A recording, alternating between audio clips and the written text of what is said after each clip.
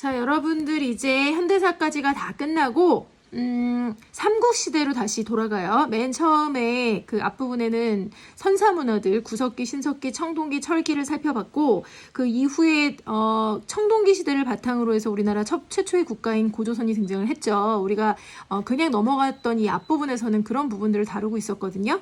그래서 고조선 이야기를 하고 그 다음에 이제 고조선이 한참 발전을 하다가 기원전 108년에 한나라에 의해서 망하고 나서 우리나라 곳곳에 사실 한반도를 좀 넘어선 만주 지역에도 나라가 있었어요. 그래서 총 7개의 나라가 등장했었던 것들. 그래서 저 위부터 부여, 고구려, 옥저, 동해, 마한, 변한, 진안 이렇게 이제 나라들이 발전했었던 모습을 1강까지 해서 살펴본다고 한다면 2강에서는 사실은 한 강밖에 되지 않는데 내용이 굉장히 많아요. 그래서 여러분들이 가장 헷갈려하기도 하는 부분이 바로 이 삼국시대인 것 같아요. 그래서 요 시대들을 절대 헷갈리지 않도록 선생님이 외울 수 있게 좀 도와주도록 하겠습니다.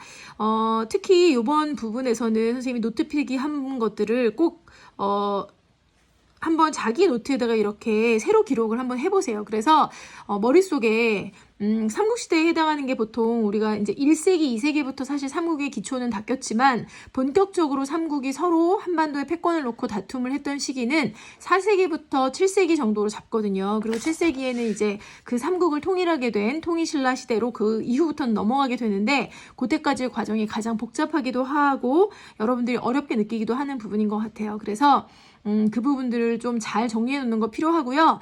굉장히 많은 왕들이 등장을 하는 것 같지만 실제로 시험에서 언급하고 있는 왕은 한 나라별로 많이 봐도 한 5명? 짧게 보면 한 3명? 그 정도만 구별을 할 수 있으면 충분할 것 같아요. 그래서 고구려, 백제, 그리고 이제 신라 이렇게 해서 3개 나라를 그 중요한 특징별로 조금 설명을 해보도록 하겠습니다. 노트를 보시면요. 좀 그래프처럼 이렇게 그려봤어요. 그래서 4세기, 5세기, 6세기, 7세기 이건 공통이에요. 이거는 맨 위에다가 이렇게 쓰셔도 되고 이 4개의 시기, 4세기부터 7세기까지의 시기 동안 각 나라들이 어떤 발달의 곡선을 따라서 움직였는지 그걸 기억을 하시면 되거든요. 그래서 고구려, 백제, 신라로 정리를 하지만 사실은 백제를 먼저 보는 게 좋을 것 같아요. 왜냐면 삼국 중에 가장 먼저 패권을 잡았던 나라가 백제였어요. 그리고 여러분들 여기서 가장 중요한 원칙 중에 하나가 있는데 한반도의 이 삼국 중에 패권을 잡은 나라의 공통점이라고 한다면 한강 유역을 어떤 나라가 갖고 있는가 그 가진 나라가 패권국이 된다고 생각을 하시면 돼요. 그러니까 제일 먼저 백제가 발전을 할 수밖에 없었던 이유는 백제가 바로 한강 유역에서 건국했던 출발했던 나라거든요. 그래서 백제부터 시작을 할 것이고 그 다음에 이제 두 번째 5세기 들어서 전성기를 맞이하면서 한강을 차지했던 나라는 고구려. 그 다음 마지막 3번째 6세기 들어서 이 패권을 장악하게 되는 나라가 신라. 그래서 이게 이렇게 곡선들이 사실은 이 3가지가 하나로 뭉쳐져 있으면 더 구별하기가 쉬울 것 같아요. 그래서 이따 마지막에 그거는 한번 선생님이 정리해 주도록 하겠습니다. 그럼 먼저 이제 백제부터 보도록 할게요. 백제는 4세기에 한번 전성기를 맞고요. 전성기를 찍은 다음에는 급속도로 쇠퇴를 합니다. 왜냐하면 고구려가 정말 어마무시한 기세로 북부에서부터 한반도 남부로 내려오게 되거든요. 그래서 그때 이제 좀 쭈그러들었다가 다시 한번 반짝 고구려를 위로 밀면서 중흥을 꿰해보려고 했던 그 시기가 있어요. 그래서 그래프를 잘 보시면 4세기에 정점을 찍고 내려갔다 5세기에 내려갔다 6세기에 잠깐 반짝 올라갔다가 쭉 내려가면서 이제 신라한테 먹히는 그런 구조를 가지고 있어요. 그래프의 모양을 잘 살펴보시고요. 모양이 이렇게 생겼다고 한다면 제일 중요한 정점을 달렸던 시기의 왕들 그것만 구별할 수 있으면 되거든요. 그래서 여러분들 보시는 대로 전성기 때 사람은 당연히 구별을 하셔야 됩니다. 그래서 이 2명이 사실 시험 문제 거의 대다수를 차지해요. 첫 번째 최고 정점에 있었던 사람은 근초고왕. 그래서 이분은 이제 어떤 일들을 했냐면요. 마한을 정복했다 이렇게 되어 있는데 원래 사만 중에 이쪽 가장 그 지금 현재 전라도 지역에 해당하는 이쪽이 있죠. 이쪽 이렇게 그래서 전라도 지역에 있었던 마한이라는 소국 여러 개가 있었는데요. 그 50여 개에 해당하는 마한의 국가들을 다 통일하고 전성기의 백제를 이렇게 쭉 만들었던 사람이 이제 근초고왕이라는 왕 때였어요.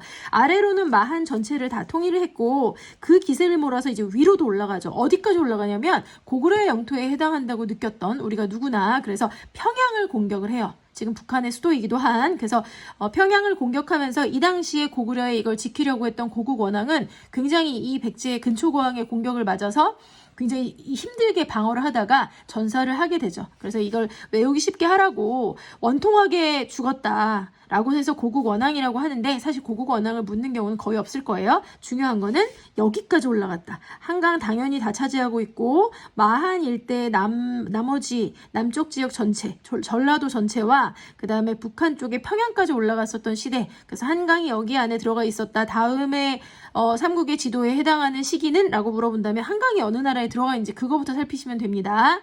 그 다음에 이걸 바탕으로 해서 다른 나라들과도 교류를 해요. 그래서 그 당시에 이제 중국의 남조에 해당하는 남조라고 한다면 중국이 그 당시에 남북국 시대라고 해서 이렇게 남쪽의 왕조들이 있고 북쪽의 왕조들이 있었거든요. 근데 이제 백제는 한강 유역을 바탕으로 이렇게 넘어가서 남조 쪽이랑 주로 교류를 했고요. 북조랑은 누가 교류를 했을까? 당연히 고구려가 이렇게 교류를 했겠죠. 그래서 남조 쪽에 있었던 동진이란 나라, 남쪽의 왕조 중에 동진이란 나라와 그 다음에 이제 이쪽에 일본 있잖아요. 그래서 일본 왜를 이렇게 연결시키고 밑에 이제 여기 이렇게 조그맣게 가운데 있는 이 나라는 가야예요. 그래서 다시 한번 남쪽에 있는 동진과 그 다음에 가야와 여기 왜까지 이렇게 연결시키는 주변 국가들과 굉장히 활발하게 교류를 하게 돼요. 그리고 특히 이때 이 활발한 교류를 보여주는 그 증거품이 뭐냐면 일본의 왜 왕한테 하사했다고 전해지는 7개 그 칼날을 가진 이렇게 생긴 거 알죠, 여러분? 이런 식으로 생겼던 거, 이렇게.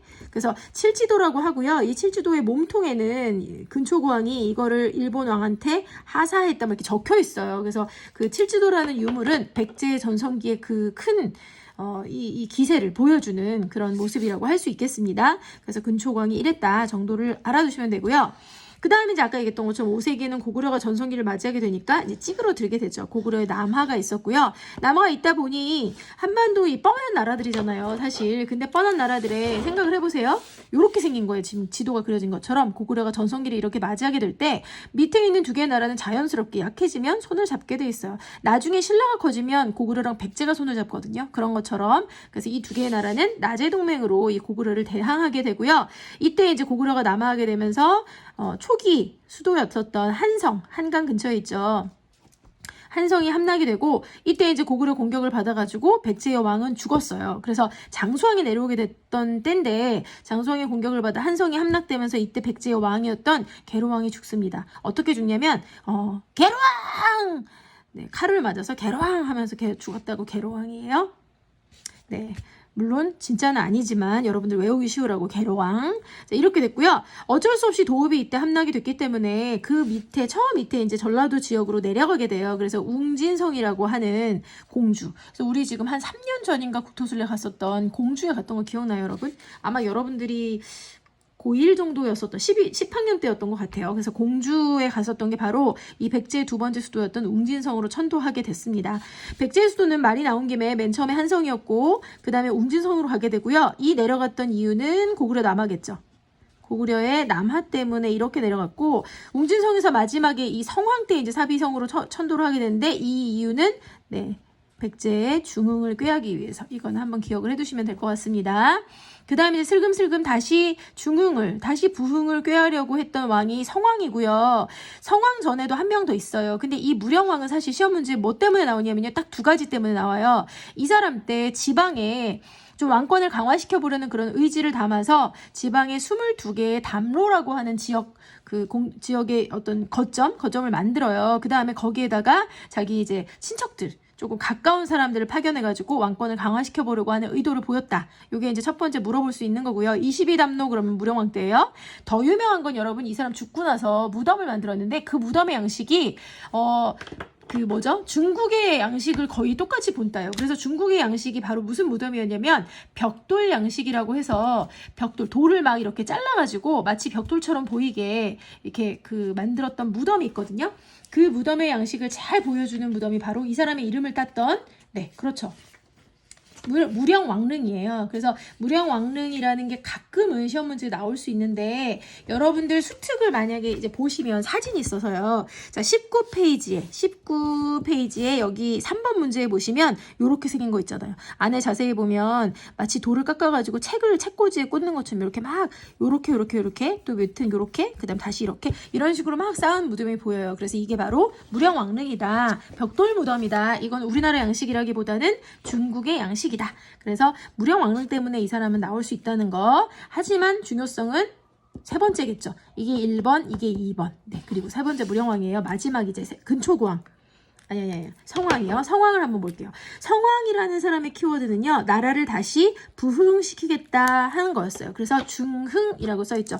선생님이 여기 중흥이라고 썼는데 그 흥자가 네. 중흥시키려고 했었던 왕이고요. 중흥시키기 위해서 어떻게 했냐면, 고구려의 힘 때문에 쫓겨내려가 있던 웅진성에 있는 건 뭔가 기분이 찜찜했던 거야. 그래서 좀 새로운 분위기의 새 출발을 의미하는 곳으로 가까이 붙어 있어요. 사비라는 곳은. 그래서 지금 현재 부여에 해당하는 사비성으로 도읍지를 옮겼던 사람이에요. 첫 번째는 사비천도를 했고요. 두 번째는 그러면서 나라 이름도 백제는 뭔가 좀 약간 그 고구려랑 너무 이렇게 약간 뭐라 그러지? 고구려에서 맨 처음 출발했거든. 주몽의 아들들 온조와 비류가 백제를 만들었는데 그거 말고 우리는 원래 더 뿌리를 거슬러 올라가 보면 초기 국가였던 이쪽에 있는 부여라는 나라가 있었거든요. 그 부여라는 나라로부터 사실 온 거다 뿌리는. 그래서 우리는 남쪽에 있는 부여다. 우리는 그런 나라의 정체성을 가지고 있다. 이걸 강조하면서 남부여라고 칭호를 쓰게 돼요. 그래서 이런 걸 내세우면서 엄청 이제 신라와 힘을 합쳐가지고 고구려를 실제로 굉장히 많이 몰아냈어요. 몰아내고 나서 신라와 약속을 했죠. 한강유역을 다시 되찾게 되면 요쪽 백제에 가까운 한강을 절반으로 나눠가지고 백제에 가까운 쪽은 자기네가 갖고 이 상류 지역에 해당하는 건 신라가 갖기로 이렇게 약속을 했던 거예요. 그때 신라 왕이 누구였냐면 진흥왕이었어요. 근데 진흥왕이 이제 뒤에서 또 진흥왕 때 설명을 하겠지만 배신의 아이콘이에요. 그러니까 성왕과 손을 잡고 그렇게 해서 고구려를 물리치자마자 바로 뒤통수를 백제 성왕을 쳐버렸어요. 그러면서 이때 성왕이 이거를 싸우다가 죽게 돼요. 한강유역을 회복했으나 신라의 배신으로 이때 전사한 사람이다. 관산성 싸움에서. 그래서 이렇게 뭐 자세하게 관산성 싸움 같은 것들이 검고에 나오진 않아요. 하지만 이 방금 얘기했던 세 명의 업적의 차이, 이 사람 때 있었던 일들의 구별은 반드시 해놓으셔야 됩니다. 그래서 성왕 때 이렇게 큰 일을 당하고 나서는 이제 신라에 대해서 완전 철천지 원수, 우리 부모를 죽이고 우리 조상을 죽인 나라가 됐기 때문에 그 마음을 담아가지고 마지막 왕이 이제 우리 잘 알고 있는 삼천궁녀와 연관 키워드로 나오는 의자왕이 있잖아요. 그때까지 계속해서 신라를 공격을 하게 돼요. 그리고 이 공격이 이제 너무 힘들고 버거웠던 신라가 처음에는 고구려를 어떤 협력의 대상으로 생각을 했지만 고구려에서 거절을 하고 나니까 이제 중국으로 그래서 당나라와 연합을 하게 되죠. 나당 연합이 만들어지게 되는 이유가 됩니다. 그래서 그거까지는 잘 안 보셔도 되지만 어쨌든 중요한 거 백제의 세 명의 업적의 차이. 요거는 꼭 구별을 해 놓으셔야 될 것 같아요. 네, 잘 보이시나요? 이렇게. 네, 이렇게 됐습니다. 자, 그 다음에 이제 두 번째 전성기를 맡게 되는 고구려 이야기를 잠깐 해볼게요. 이게 잘 보이는지 좀 조절을 할게요. 이렇게. 네. 자, 그래서 고구려는요, 얘기했던 것처럼, 뭐, 초창기에 이제 이런 사람들이 나오지만 사실은, 네, 여기도 마찬가지예요. 최고 전성기 때 왕 2명을 일단 확실하게 구별해 놓는 게 필요해요. 누구냐면 여러분들 잘 아는 것처럼 전성기의 영토 확장에 정말 어마어마한 업적을 남겼던 사람들이죠. 광개토대왕 그리고 아들 장수왕. 그래서 이 두 사람 때는 이게 다른 나라들에 비해서는 전성기의 이 기간이 좀 상당히 긴 편이에요. 그래서 이 두 사람을 물어보는 경우가 많지만 사실은 한 명만 더 한다면 여기 앞에 소수리만까지 검고에서는 이 세 사람을 주로 다루고 있어요. 그리고 이제 뭐 고국천왕이 한 명도 있지만 고국천왕이 중요한 게 아니라 이제 앞에서부터 한번 볼게요. 이 사람 때 무슨 일을 했냐면 백성을 구휼하기 위해서 백성들이 그 당시에 이제 농사를 만약에 망치게 되면 추수한 양이 굉장히 적었겠죠. 그 양을 가지고 그 다음에 봄에 씨앗을 뿌릴 때까지 나지를 못하는 거예요. 굶어 죽는 경우가 되게 많았고 그래서 이제 그럴 경우에 내년에 농사 짓기 위해서 남겨둬야 되는 종자의 씨앗 그런 것까지 다 이제 당장 굶어 죽지 않기 위해서 이제 먹은 경우가 되게 많아서 봄에 춘대 추납으로 곡식을 빌려줘요. 그러니까 곡식을 봄에 씨앗 뿌릴 때 빌려줬다가 농사 다 짓고 추수한 다음에 원금 플러스 아주 조그마한 이익 정도를 담아가지고 이제 다시 갚으라고 하는 거죠. 춘대 추납. 그거의 첫 시작이 바로 이거였어요. 진대법이라고 해요. 진대법. 그래서 진대법을 기억을 해두시면 되고 진대법 말이 나온 김에 이제 이거는 사실 나올 수 있는 부분이라서 검고에서는 지금 방금 얘기했죠. 고구려에는 진대법이 있었는데 똑같은 춘대추납의 빈민구율 제도에 고려는 의창 그다음 조선 후기에는 환곡 이렇게 있었다는 거. 그리고 또 하나 이제 검고 수준의 문제에서는 사지선다기 때문에 상평창 집어넣으면 느낌상 의창이랑 비슷하니까 뭐 환곡 아니면 진대법을 자꾸 꼽더라고요. 근데 상평창은 고려시대에 존재했던 기구지만 물가를 조절하는 기구예요. 물가를 조절하는 기구인 이거의 이 창은 창고란 뜻이거든요. 상평이 무슨 뜻이냐면 상이 항상이라는 뜻이에요. 항상. 평은 평평할 평자예요. 뭐를 항상 평평하게 만드냐? 물가가 폭등하거나 폭락하지 않도록 하는 기구, 물가 조절 기구다. 요거는 구별을 해두시는 게 좋을 것 같습니다. 자, 아직 고구려 시작 안 했고요. 고구려 전성기 3명에 대해서 다시 한번 살펴보도록 할게요. 자, 첫 번째 소수리망은요. 뒤에 두 사람이 영토 확장에 엄청나게 주력할 수 있도록 앞에서 문화적인 제도적인 기틀을 다 만든 사람이에요. 그래서 어떻게 보면 검고에서는 사실 이 사람이 나올 가능성이 굉장히 커요. 그래서 문화적인 제도적인 기틀, 그러니까 어떤 것들이 해당이 되냐면 헌법, 지금의 헌법에 해당하는 나라를 다스리는 기본 틀, 뭐 관직은 어떻게 나눌 거고 중요한 기구는 뭐가 있고 왕의 권한은 어디까지 미칠 거고 지방은 어떻게 다스릴 거고 이런 내용을 다 담고 있는 게 율령이에요. 율령, 법.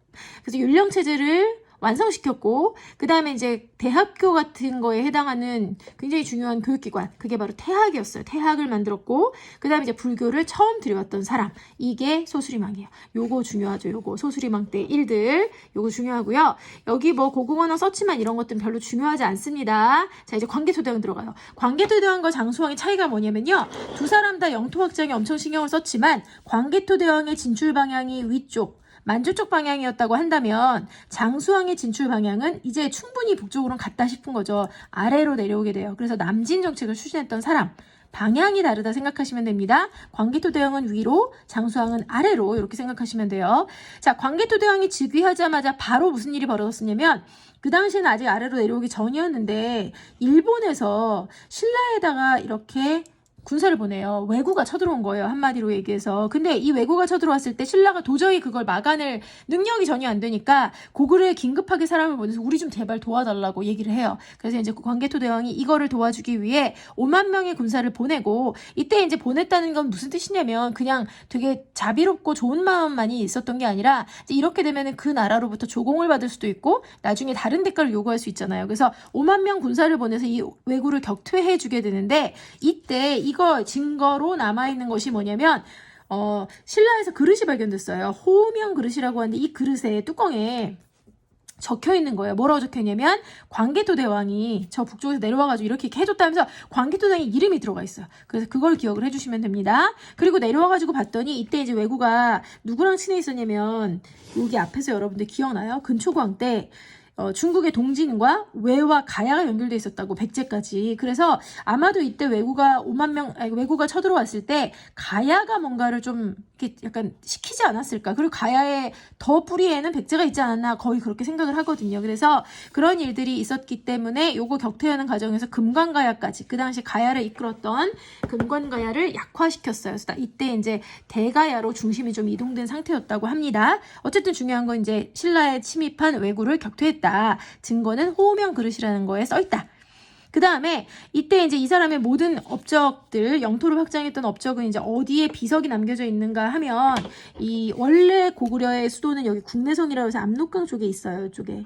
그래서 이쪽 지역에 이제 군사적인 어떤 업적들을 담은 비석을 세워놨는데 그게 바로 광개토 대왕릉비죠. 그래서 이런 내용이 담겨져 있다. 이 정도 보시면 돼요. 자, 장수왕은 이제 밑으로 내려오는 거예요. 위로 다 올라갔잖아요. 이 정도 올라갔으면 됐고 더 올라가면 너무 추운 곳이잖아요. 굳이 거기까지 이제 필요가 없었던 거예요. 정리가 됐기 때문에 아래로 내려옵니다. 그래서 남진 정책을 추진을 하게 되는데요. 남진 정책 추진하기 위해서 도읍지를 좀 더 아래로 옮기게 돼요. 어디로 옮기냐면 평양으로 천도를 합니다. 이 첫 번째 일. 그래서 평양 천도가 장수왕 때 있었던 일이고 그러다 보니까 평양 천도가 이제 왕권 강화 역할도 해요. 왜냐면 수도를 옮긴다는 얘기는 반대파들 수도 옮기는 거 되게 싫어했거든. 신하들은. 왜냐면 자기네 땅이 다 거기에 있고 모든 세력 기반도 친척들도 다 거기에 있으니까. 근데 이때 이제 왕이 이렇게 하는 거에 대해서 오케이 하고 순종하는 사람들에 대해서는 좀 더 이제 권력을 강화시키면서 이렇게 좀 뭐 벼슬을 주고 했겠죠. 그래서 그런 사람들만 데리고 통치를 했기 때문에 왕권도 강화시키고 남진 정책도 추진할 수 있는 그런 일들이 평양 천도에서 이루어져요.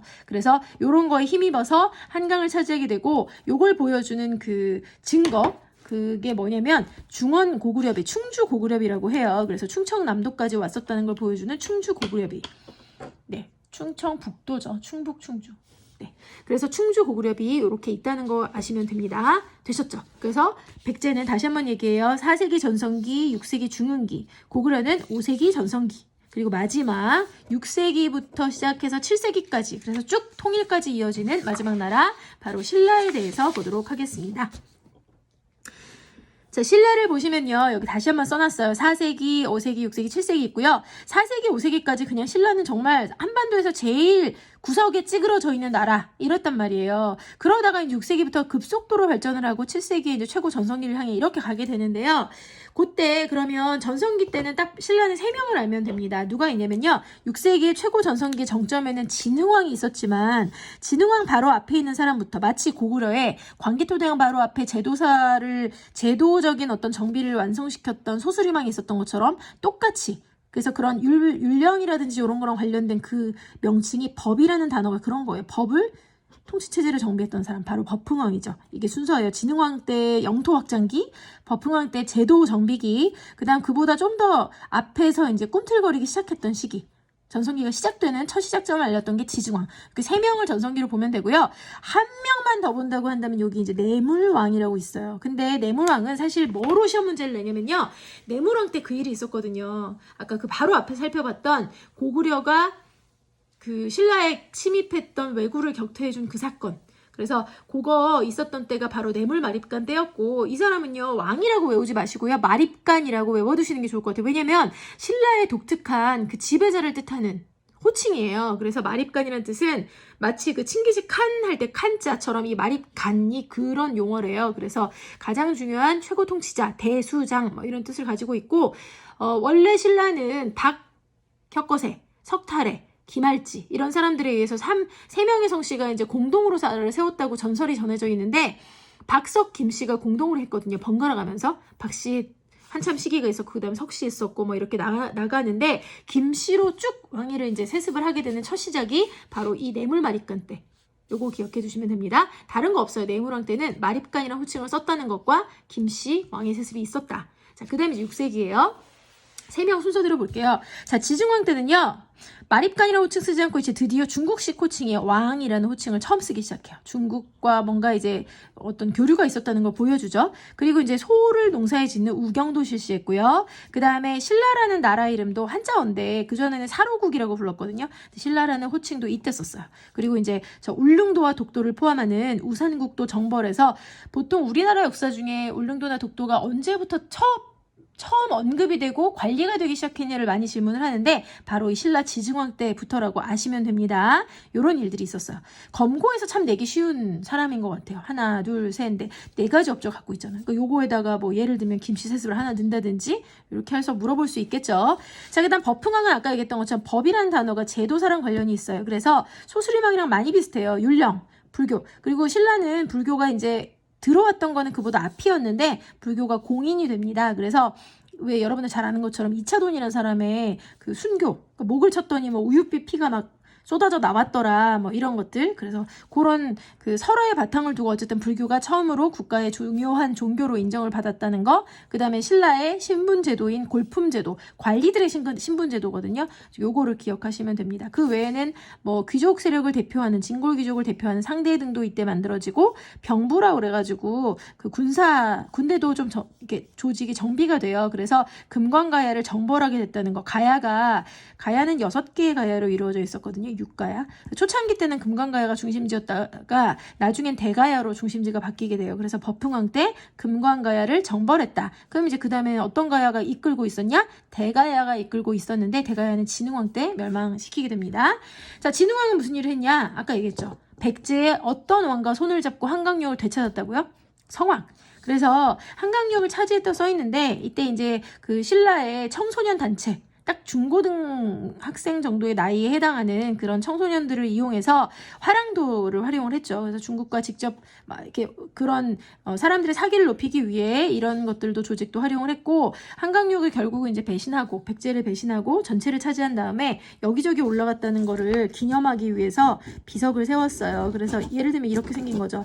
한강이 이렇게 있고 한강 전체가 신라 안에 들어갔고요. 대가야를 정벌하는 것도 이 사람 때인데 대가야 정벌하면서 가야는 사라져요. 이제 더 이상 존재하지 않는 나라가 됐어요. 그래서 이렇게 생긴 지도가 나온다. 한강이 신라에게 있고 가야가 없는 상태에 이런 지도가 나온다. 그러면 이거는 진흥왕 때인데 이거 기억하시면 돼요. 이렇게 생긴 지도가 있었던 때 바로 진흥왕 때입니다. 그래서 그때 이제 이렇게 전성기 다 맞이한 다음에 조금 더 시기가 지나면 신라가 중국과 손을 잡고 고구려는 백제와 손을 잡고 이렇게 싸우게 돼요. 이렇게 동서 세력 하나, 요렇게 남북 세력 하나, 이런 걸 십자 외교라고 불러요. 그러니까 싸웠던 거죠. 요렇게 세력 하면서. 근데 결국은 우리가 알고 있는 것처럼 신라가 통일을 해야 되는 거니까 고구려 백제를 먼저 멸망시키고 얘를 먼저 멸망시켜요. 얘 막 공격해가지고 얘 1번을 멸망시키고 그 다음에 얘 이제 남은 공격 요쪽에서 요렇게 해가지고 2번 공격시켜서 결국은 통일을 이룩하게 되는 게 신라의 통일 과정이에요.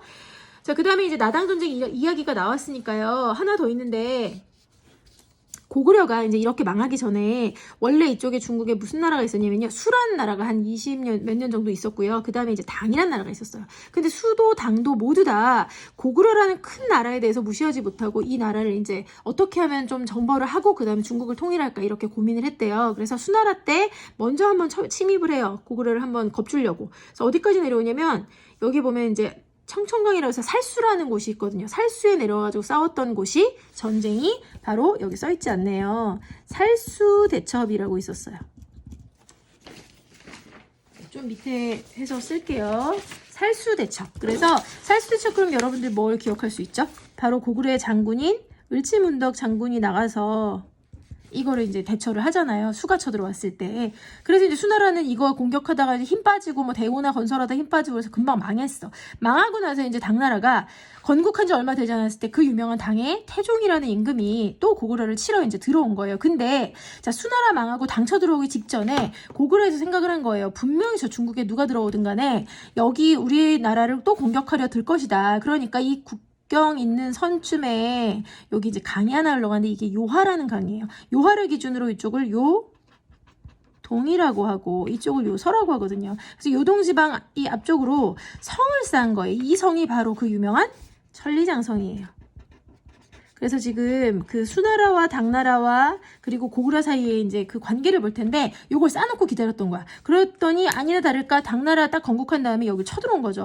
그래서 요 쳐들어왔을 때 여기 웬만한 성들이 다 함락이 돼버린 거예요. 그리고 거의 저 끝에 가가지고 하나의 성에서 당태종이 정말 평생 기억에 남고 그 이후에 다시는 고구려를 넘겨다보기 힘들도록 만들었던 아주 중요한 싸움이 벌어지는데 그게 바로 영화로도 나왔죠. 한 3, 4년 전에. 그게 바로 안시성 싸움이었어요. 그리고 이 싸움에서 양만춘이 성주가 돼서 이 성을 지켜냅니다. 사실은 전력적으로는 그 나라랑 비교할 수가 없을 만큼 당나라가 많았거든요. 조금 뻥을 많이 붙인다고 쳤을 때 뭐 한 80만 군사가 쳐들어왔다 이런 얘기해요. 80만 군사 정말 어마어마한 건데 그 당시에 고구려는 그렇게 많은 군사가 있지도 않았는데 어쨌든 여기를 물리쳐냅니다. 그래서 이 고구려와 수나라 당나라의 관계의 세 가지 순서들을 기억해 두세요. 수가 쳐들어왔을 때는 살수대첩.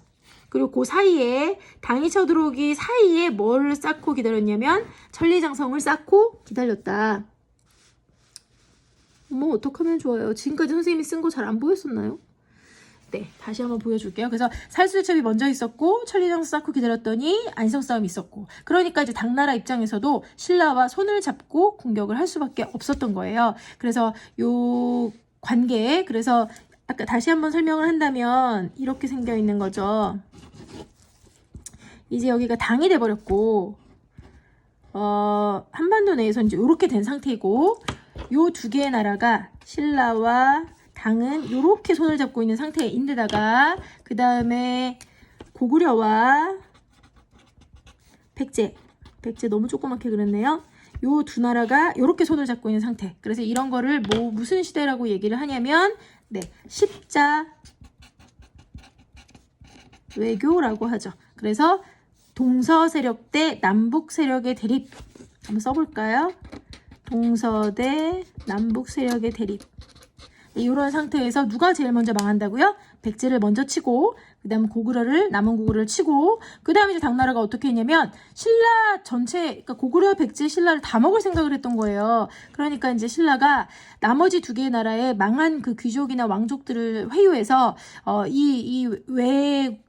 외적 그러니까 이 중국 사람들로부터 우리를 어쨌든 서로 힘을 잡고 하자. 그리고 너희들이 이걸 통일하는 데 도움을 준다면 통일된 나라에서 너희들의 어떤 권력 같은 걸 많이 인정을 해주겠다. 이렇게 제안을 하게 돼요. 그래서 고구려, 백제, 신라가 어떻게 보면 손을 잡고 당나라랑 전쟁을 하게 됩니다. 그게 바로 두 개의 전쟁이 있었어요. 여기서 이제 당나라를 물리치게 된 바로 매소성과 기벌표 싸움에서 승리를 하게 되면서 통일을 하게 되죠. 이걸 나당 전쟁이라고 해요. 이 이 당나라를 물리치기 위해 신라와 당 사이에 벌어졌던 전쟁들. 그래서 나당 전쟁 마지막으로 이렇게 하게 되면서 결국은 통일을 하지만 통일을 한 그 영토의 선이 되게 불안정해요. 어디까지만 하게 되냐면요. 그냥 여기. 그러니까 신라가 먹은 것은 사실은 백제 하나 정도라고 생각을 하면 되죠. 여기까지만 해당하는 이런 통일을 하게 됩니다. 그래서 한계점이라고 한다면 불완전한 통일이고, 하지만 최초의 민족 통일을 했다. 이거 면에서는 좋다고 얘기할 수 있겠죠. 그래서 요렇게까지 봤고요. 그 다음에 이제 통일 이후에 신라의 모습을 보면 이 부분에 이제 4세기부터 7세기까지만 본 거잖아요. 근데 신라 전체로 친다면 요런 전성기의 모습을 이렇게 나타낼 수 있어요. 크게 본다면. 그래서 지금 방금 얘기했던 진흥왕 때까지가 요 아직도 상대에 해당하는 거고요. 그 다음 통일이 일으켰던 요 문무왕 때를 포함해서 쭉 넘어가서는 요렇게 최고 정점을 달리다가 나중에 요렇게 쇠퇴하면서 나라가 망한다. 요거는 선생님이 수특 맨 처음에 온라인 강의 할 때 3강 부분을 올렸었어요. 그거는 굉장히 중요한 거거든요. 특히 이 사람. 정말 시험 문제에 많이 나오는 신문왕에 대해서는요. 여러분들 헷갈리지 않게 그 부분을 꼭 다시 참고하셔서 보셨으면 좋겠고 그 내용을 가지고 공부를 하시면 되겠습니다. 이쪽 부분은 외울 거 되게 많지만 다시 한번 정리를 할게요. 앞에서 얘기했던 것처럼 4세기부터 7세기까지의 발전의 과정을 살펴보시고 백제는 이런 형태로 한번 다시 뭉쳐서 그려볼까요? 그럼 이렇게 되는 거죠. 4세기, 5세기, 6세기, 7세기라고 친다면 네, 만약에 이제 백제가 이렇게 전성기 이렇게라고 치고 그 다음에 고구려는 작은 나라는 아니니까 이렇게 해서 5세기에 정점 찍고 좀 길게 그 다음에 살살살살살살살살살 이렇게 내려갔다고 생각을 하시면 되고 그 다음에 마지막으로 신라는 4세기 5세기 내내 찌그러져 있다가 6세기부터 치고 올라가서 이제 쭉 이렇게 발전해 간다 이렇게 생각을 하시면 돼요. 이렇게. 그래서 다시 한번 얘기하는 그 중요한 부분들 백제는 3명이죠. 누구? 이 사람, 요 사람, 요 사람. 누구? 근초고왕, 무령왕, 성왕. 그 다음 고구려 같은 경우 누구? 전성기에 2명 그리고 전성기 앞에 1명 소수리망, 광개토대왕, 장수왕. 그 다음 신라 쭉 보다가 6세기에 이제 치고 올라가는 3명 누구 있었죠? 요때 하나, 요때 하나, 요때 하나.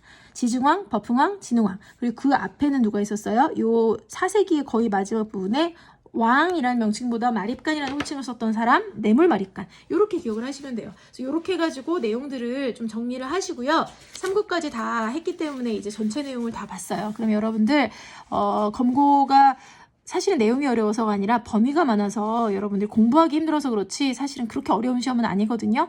헷갈리지 않을 정도로만 전체의 흐름을 빨리빨리 정리하시고 우리 약속했던 8월 17일, 18일에 만났을 때는 전체 흐름을 잘 짚어줄 수 있도록 네, 그래서 여러분들이 다 완벽하게 준비된 모습으로 8월 17일, 18일에 만날 수 있도록 합시다. 그리고 영상 보고 나면 밑에 시간 다시 한번 선택을 해주셔야 선생님이 거기에 맞춰서 시간표를 겹치지 않게 짤 수 있습니다. 잘 보시고 그 시간에 약속한 시간에 맞춰서 오실 수 있으면 좋겠습니다. 너무 무리해서 공부해서 건강해지지 마시고요. 건강한 모습으로 열심히 공부하시고 8월 17일에 보도록 하겠습니다. 화이팅!